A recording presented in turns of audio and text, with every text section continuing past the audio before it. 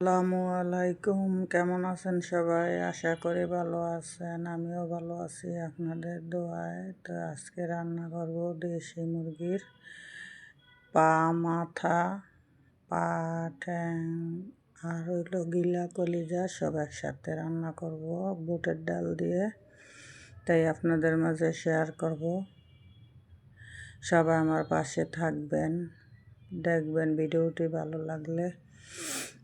এখন আমি ঠ্যাং মাথা সব এগুলা গিলা কলিজা ধুয়ে রাখছি। এখন কড়াইতে দিয়ে দিলাম পেঁয়াজ, গরম মশলা, দারচিনি, এলাচ, তেজপাতা এগুলা। তো এটা আদা অর্ধেক লাল হয়ে গেছে। তো এখন আমি দিয়ে দিলাম আদা রসুন ব্লেন্ডার করছি। তো ওই ব্লেন্ডার ধুয়ে আমি পানি বাটিতে রাখছিলাম আদা রসুন সহ, ওইটা দিয়ে দিলাম। লবণ, মরিচ, ধনিয়ার গুঁড়া সব কিছু একসাথে দিয়ে কষিয়ে তারপরে আমি ওইগুলা দিব। আর দেশি মুরগির ঠ্যাং মাথা খাইতে তো জানেনই কেমন লাগে, ভালো লাগে। বুটের ডাল দিয়ে রান্না করলে আরও বেশি ভালো লাগে খাইতে। তো আজকে আমি বুটের ডাল দিয়ে রান্না করব। আর আলু দিয়েও রান্না করি, খাই আমরা। বুটের ডাল দিয়ে রান্না করলে বেশি ভালো লাগে। তা আমি এখন আজকে বুটের ডাল দিয়ে রান্না করব। তা আমি মশলা কষাই নিলাম, সব মশলা দিয়ে দিছি এই জায়গায় মুরগির যা মশলা লাগে। আর আমি এই তরকারিতে একটু জাল বেশি খাই। তা আমার মশলা কষানি শেষ। এখন আমি আগেই ঠ্যাং মাথাগুলা, মাথা নাই এখানে, ঠ্যাং গিলা সব কিছু আছে। আর গিলা কলিজাগুলো আমি পরে দিব, ওটা আলাদা রাখছি। ওইগুলো আগে দিলেই মনে করেন সিদ্ধ বেশি হয়ে যাব। আর এইগুলো আমি আগে ঠ্যাংগুলা কষায় নেই, ঠ্যাং ঠুং সব কিছু। তো এইগুলো আমি আগে কষায় নেব, কষায় তারপরে আমি ওইটা দিব। তো ওইটা সিদ্ধ অল্প কষায় হইলে তারপরে আমি বুটের ডাল দিব। তো এইখানে আমি কষাইছিলাম, মাঝে মাঝে লাইরা দিয়ে দিছিলাম। আর গিলা কলিজাগুলোও আমি দিয়ে দিছি এইখানে, মাঝে এক ফাঁকে দিয়ে দিছিলাম। তো এখন আমি এই যে বুটের ডাল ভিজাই রাখছিলাম, ডালগুলো দিয়ে দিতেছি। ডাল দিয়ে কষাইয়া তারপরে আমি গরম জল দিব, তরকারির গরম পানির জল।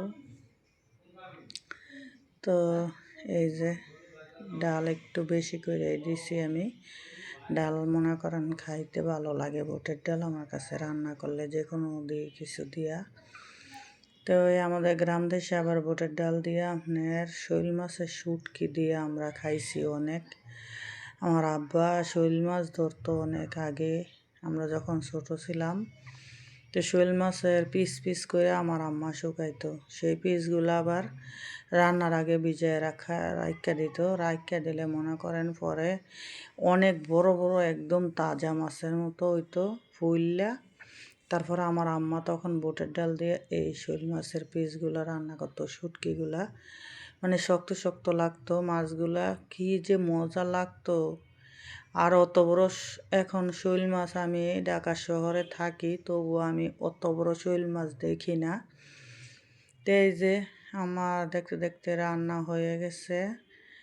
এখন ধনেপাতা দিয়ে নামাই নিব। আর আমার ভাতও প্রায় হয়ে গেছে।